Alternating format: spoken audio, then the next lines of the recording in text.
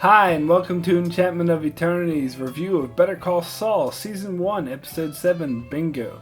So this episode, I'd say honestly, was a tad disappointing. I was kind of expecting more out of it, and particularly, it doesn't seem like the show is going anywhere, and based off this one episode, it doesn't look too promising, but hopefully it will turn around from here. I mean, don't get me wrong, this was a decent enough episode. It didn't suck, but it had a more mediocre tone to it than the greatness I had expected from the first set of episodes.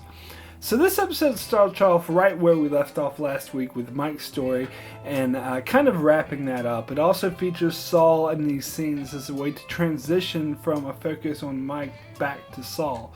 It was really interesting, the conversation Mike has with the older cop who gets how corrupt the police force was, and they explained why it was the other younger cop was so gung-ho going after Mike, but it seems like the older cop was just going along with him because he had to. So watching this episode, I get the sense that Saul has to drastically change in character by the time he gets to Breaking Bad era. And I know I've said this in a couple of my earlier reviews, and this is, the most obvious thing in the world. But I was kind of thinking it for several reasons more recently for this episode. First off, what he did with his money by buying this cushy offices in a fancy building with a nice view of the city and trying to convince his friend to partner with him, because I was thinking at this stage in his life, this is where he wants to be. This is his version of success, and much like the billboard he made, he's kind of just imitating his brother's law firm.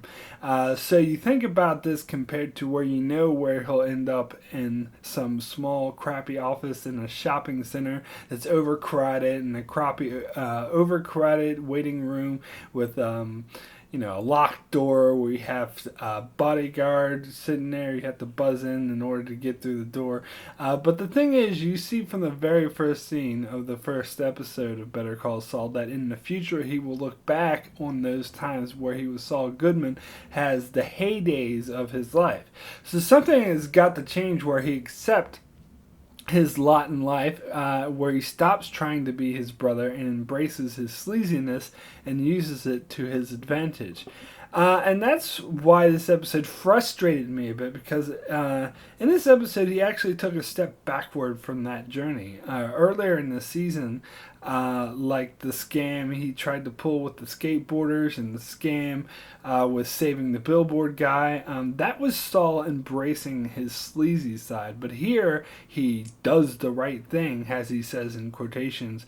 And while you might think he's a great guy for helping out his friend and doing what was right, he's basically doing what his brother would do and not what Saul Goodman would do. So it makes me wonder about the direction the show is going in. I was excited in earlier episodes because I wanted to see the journey of James McGill into Saul Goodman, the man with the criminal connections and who can, walk into a holding cell and sleaze talk his way past the cops and get his clients off no matter how guilty they are. He's still got a long way to go, and that's the journey I want to see, and this episode was a step in the wrong direction. However, we do get more of a working on how his relationship with Mike will form, and perhaps the beginning of how Mike will become a private detective. The scene with Mike casing the Kettlemans was awesome. At first, I was a bit frustrated because it was so slow and I had no idea what was going on, but once it paid off, I realized it was great. So it's so cool to see the earlier workings on how Mike will end up PI for Saul. However, I do have a slight irking feeling that these beginnings don't quite match up with what we see in Breaking Bad, as Mike doesn't really seem particularly fond or attached to Saul. But on the other hand, no reason to assume he will be in this series either. I just really wanted to see Nacho again. I want to see Saul introduced into the criminal underworld. I want to see him get some of these shady connections. I thought, he would use the Kettlemans to do that, but instead he did the right thing, and I can't help but be a little disappointed in that. However, the scenes with the Kettlemans were funny. It was sort of oddball humor, how horrible at being criminals they were, and how naive in particular the wife was. It was also quite funny when Saul referred to them as Ned and Maud Flanders. So my rating for Bingo is a 5, average. The scenes with Mike were cool and the Kettlemans were funny, but overall this isn't what I wanted to see in a Better Call Saul, and frankly I'm starting to lose a little bit of patience with this series, and I'm still waiting for it to take off.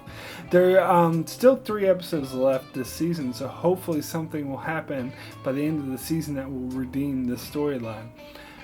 So that's it for my review on Bingo. You should check out my channel for other Better Call Saul reviews as well as other TV and film reviews, and be sure to subscribe to keep up with the future Better Call Saul videos I'll be doing, and thanks a lot for watching.